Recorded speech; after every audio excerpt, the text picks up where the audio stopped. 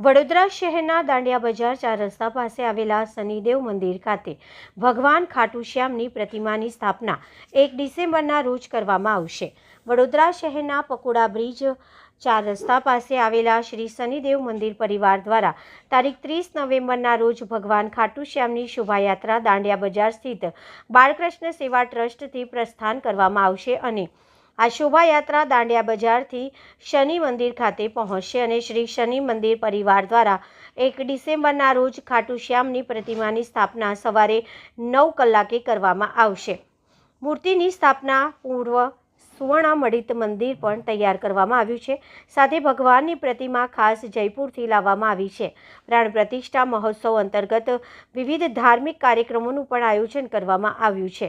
સમગ્ર આયોજન અને મૂર્તિ સ્થાપના અંગે શ્રી શનિ મંદિર પરિવારના અશોક પવાર દ્વારા વિસ્તૃત માહિતી આપવામાં આવી હતી। કાકા 1 ડિસેમ્બરના રોજ ખાટુ શ્યામની સ્થાપના કરવામાં આવી છે। આ મંદિર ક્યાં આવેલું છે, કયા તારીખે સ્થાપના છે, શું ધાર્મિક કાર્યક્રમો રાખવામાં આવ્યા છે? આવતીકાલે એટલે રવિવાર સાંજના 6:30 વાગે દાંડિયા બજાર ખરિયાવ રોડ બાળકૃષ્ણ સેવા ટ્રસ્ટ ત્યાંથી ખાટુ શ્યામ ભગવાનની શોભાયાત્રા નીકળશે। એ શોભાયાત્રા ત્યાંથી ગણપતિ મંદિર દાંડિયા બજાર જશે। ત્યાંથી દાંડિયા બજાર બદામડાક સામે આવેલ શનિ મંદિરે સ્થાપના થવાની છે।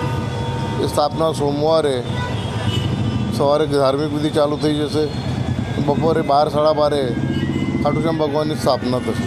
તો વડોદરાના દરેક ભાવિક ભક્તોની વિનંતી છે, એનો લાભ લેવા વિનંતી।